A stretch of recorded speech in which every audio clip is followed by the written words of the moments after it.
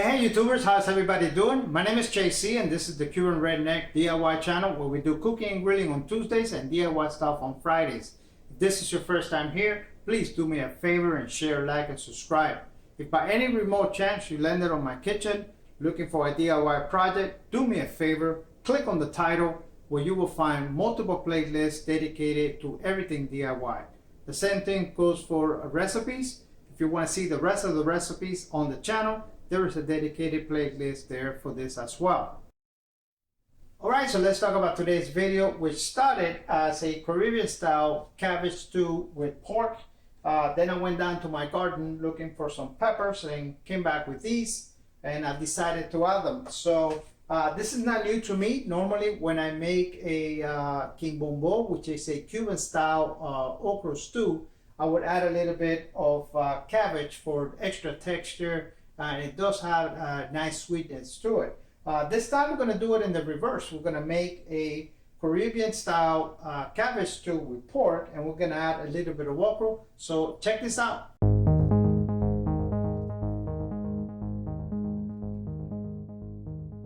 For our Caribbean cabbage stew with pork and okra, we're going to need about 1.5 pounds of boneless country ribs, 1/2 of a red cabbage, 1 pound of okra, 4 or 5 cloves of garlic, I have an onion, 3 to 4 tomatoes or a 15-ounce cans of chopped tomatoes. I ended up using both because I only have 1 tomato left.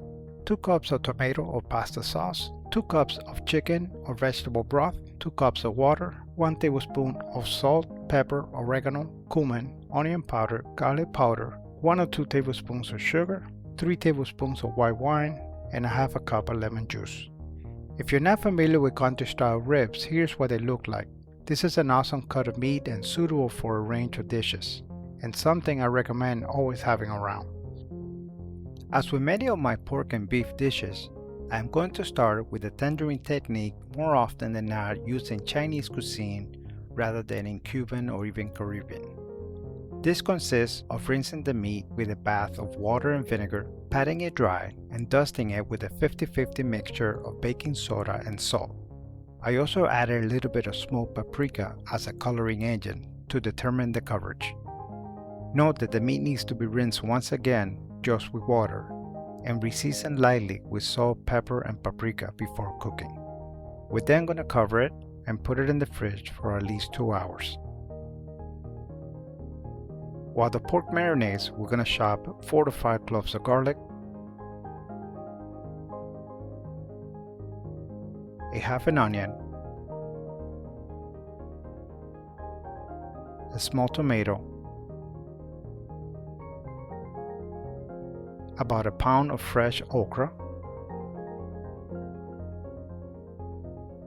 and finally a half a cabbage. I'm using red cabbage, but the green variety will work as well. A couple of hours later, we are ready to start cooking. Let's bring a couple of tablespoons of oil up to temperature, and we are going to start by searing the okras. This is going to do away with most of the slime okras are known for, and something many people don't like. After cooking them for about 3 to 4 minutes and adding about 1/4 cup of lemon juice, we can put them back on the mixing bowl.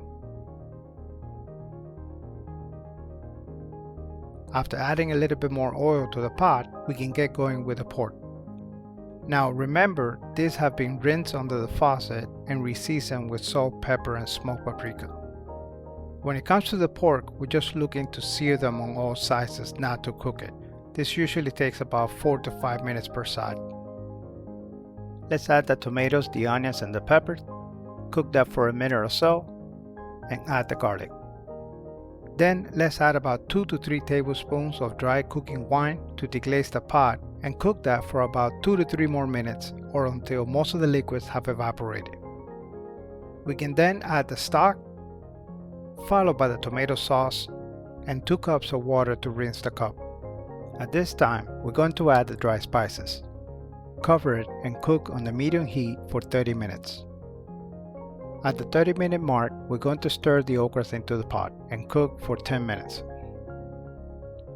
After the timer has expired, we'll add the cabbage to the pot and cook for an additional 10 minutes, at which time we're going to check for tenderness and salt and get ready to plate. Today we're going to serve the cabbage stew with pork and okra with just plain white rice and sweet plantains. That is because when you have a dish that is this flavorful, there is no need for distractions. My name is JC and this is the Cuban Redneck DIY channel. I would greatly appreciate it if you leave me a comment, and like always, thank you for watching. Please support this channel by subscribing, liking, and sharing. Thank you.